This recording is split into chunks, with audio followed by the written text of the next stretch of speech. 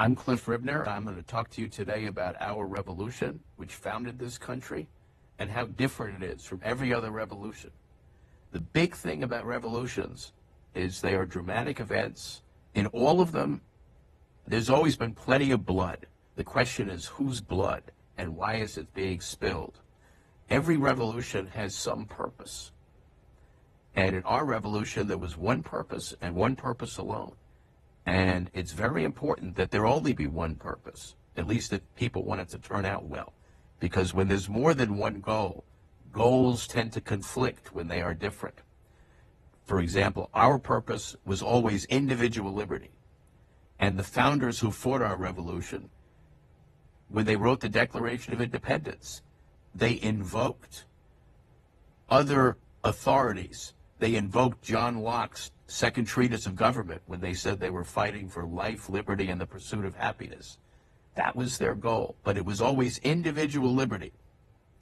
Anything other than individual liberty, when it becomes the goal of the revolution, invariably detracts from individual liberty. For example, the French Revolution, their goal, they actually said it, their goals were liberty, fraternity, and equality.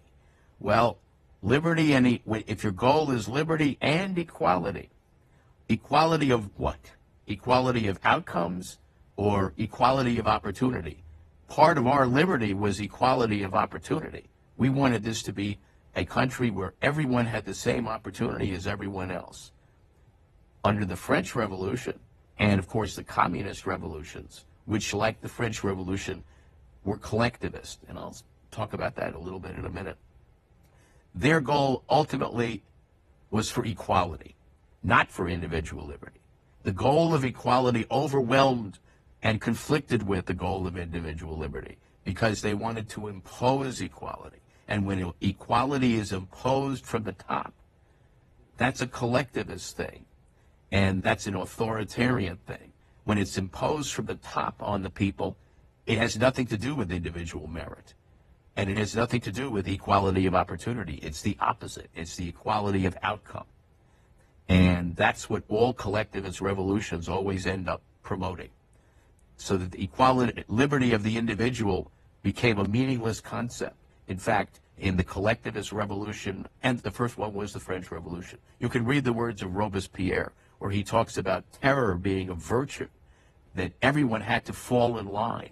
Their revolution was based on this notion in Rousseau about the general will, that there was a general will, not determined by elections, by the way, but just determined by the elite. And the elite with the Russian Revolution, they called it the avant-garde. The leaders of the revolution would come up with what the goals were, and they would be dictated to everybody, and everybody had to agree. Absolute agreement among everyone in the collective was an essential feature, and it always turned nihilistic because they were willing to kill people who didn't agree.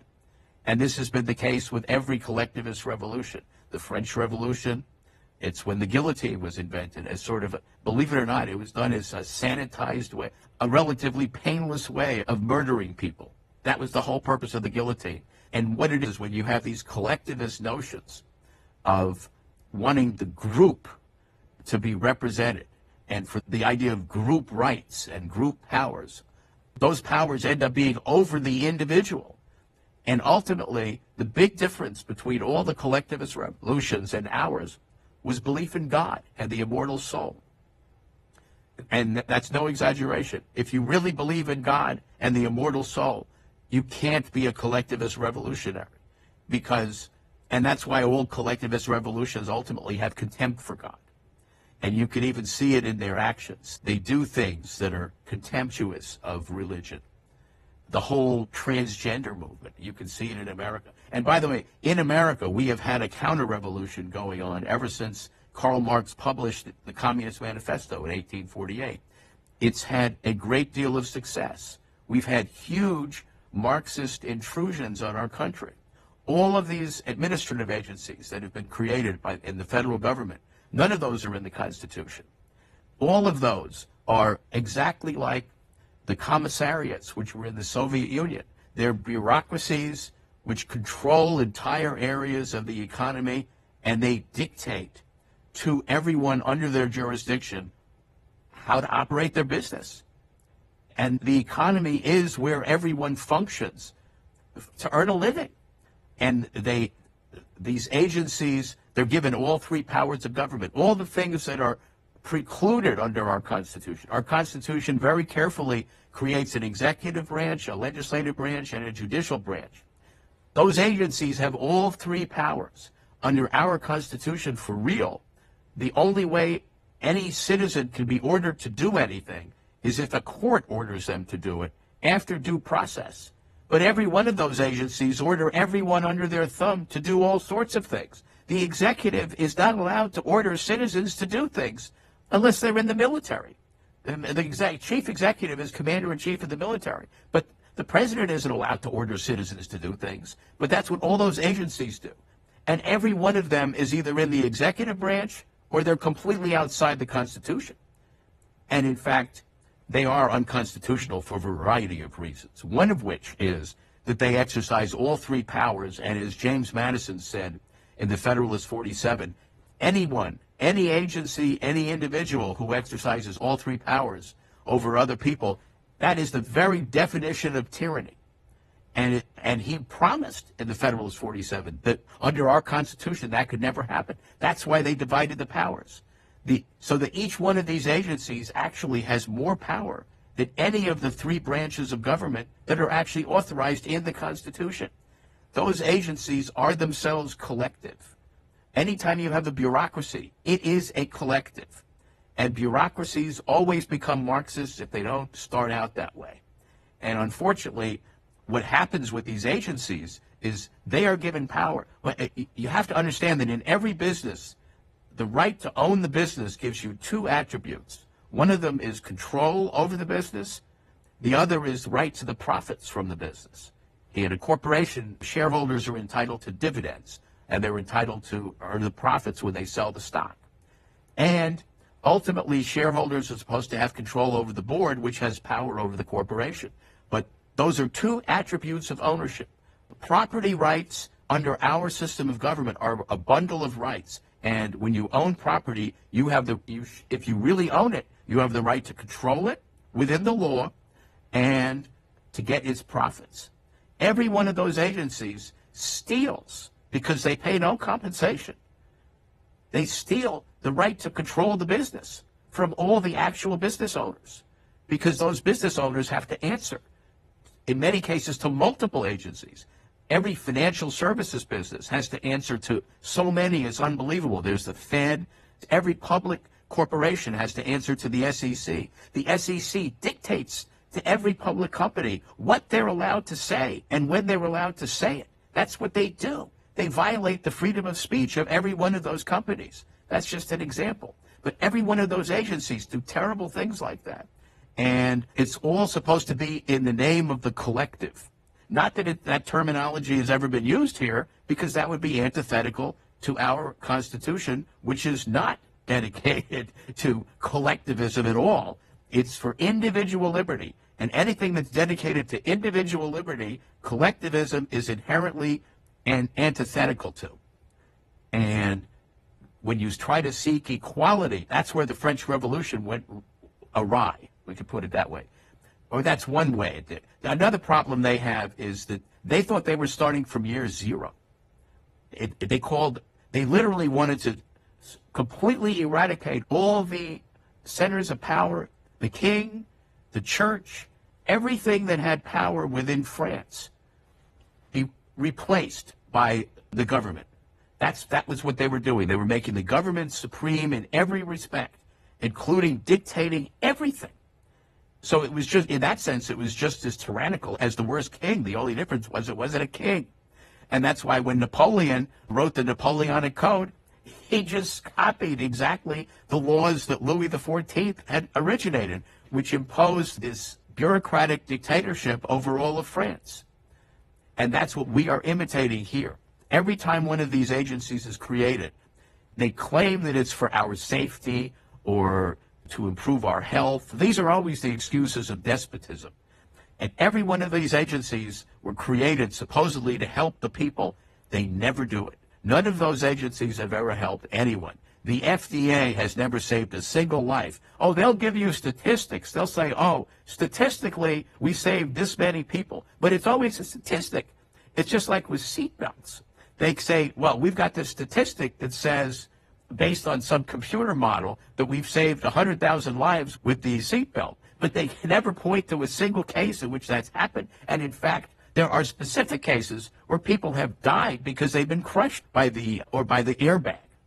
That's a better example than seatbelts. Seatbelts generally are very good in cars. They shouldn't be ordered.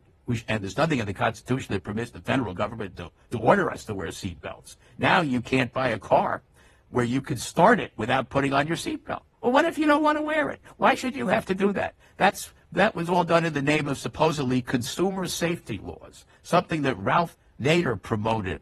We've got whole agencies dedicated to limiting your choices of things in the name of consumer safety.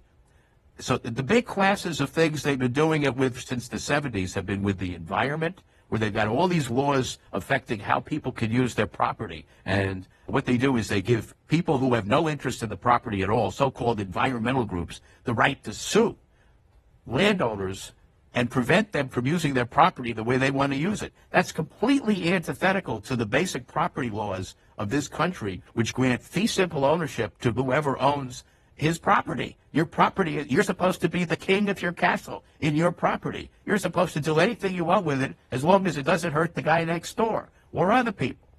But anyway, the environment has been used as a moral imperative to defeat the actual legal rights of the owners.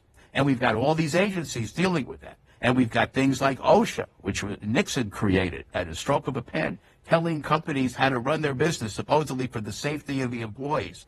And there's all sorts of agencies interfering in the employer-employee relationship, giving employees the right to sue employers for all sorts of things, making it more expensive for employers to hire employees.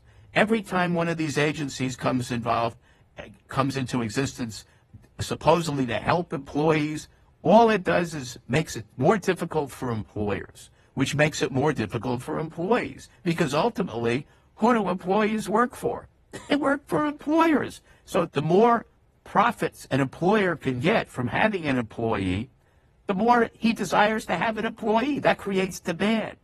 And in real life, the laws of the marketplace, supply and demand, are what dictate what each side of every transaction is willing to offer. And, for example, an employer is willing to pay an employee he really wants more money.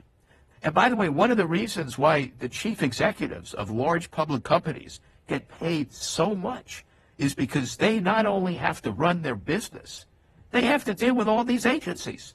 And a lot of these agencies demand that they do things which are completely antithetical to the profits of their business. For example, all these DEI rules, ESG, all these rules that were being promoted. President Trump is trying to undo it all now, but for years this has been getting promoted. It's really started in the Bush administration. In fact, in the GHW Bush administration, where corporations are given all sorts of objectives that are dictated to them by bureaucracies that are completely antithetical to actually making a profit.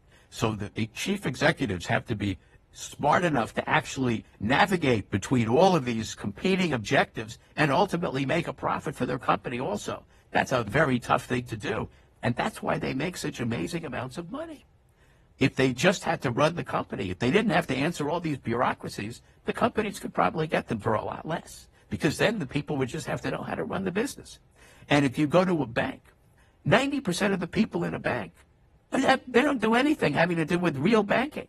They're just there as basically compliance officers. They've got entire buildings filled with people who do nothing but examine every transaction that goes on in the bank and see how it complies with various dictates from various federal agencies dictating what the bank does. The bank literally can do nothing without asking permission of multiple federal agencies.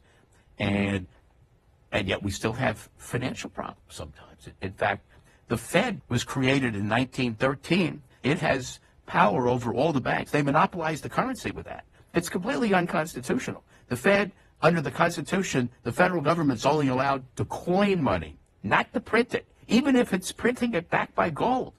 Prior to the Fed, all the money in the country was all printed by banks.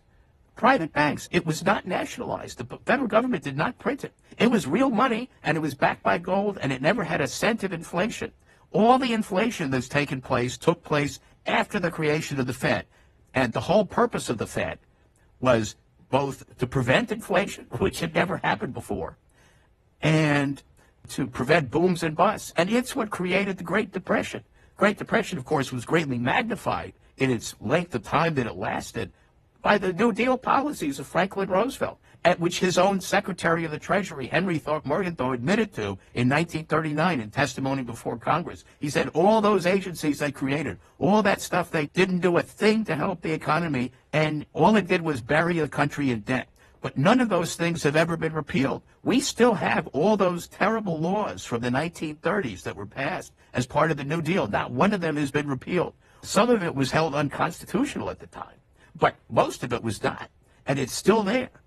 And the reason for that is they can't repeal it because of the filibuster rule of the Senate. And what it is, every time one of these bureaucracies is created, it creates a corrupt constituency that depends on the existence of that agency for the benefits of their corruption. The city of Washington, the 5 counties surrounding Washington, have the highest income of any 5 counties in the country. And none of those people do anything to benefit the economy at all. All they do is they either work for the government or they're lawyers and lobbyists who represent clients who have to deal with the government. None of those positions would exist if we didn't have those agencies. So that's the real constituency for all those agencies. And what those agencies represent is collectivism. They are the collectivism. They are, to the extent our revolution is being defeated as we live, it's being defeated by collectivism. And those agencies are the existence of it within our government, because they each have power. They have lots of power, and it's power they're not supposed to have, because every one of them has all 3 powers of the federal government, and it's not allowed to have that in one agency. They give people orders without trials, and they even impose huge fines. They could put you in jail. They pass laws, they call them regulations because they don't qualify as laws, but try telling that to someone who got stuck with a $200 million fine or got sent to jail for violating one of those regulations. Anyway, I'm Cliff Ribner, and I hope you like this video. If you do, please indicate that you like it and tell other people about it. And go to my website, cliffordribner.com, and I hope you read my book, Freedom's Last Stand. Thank you.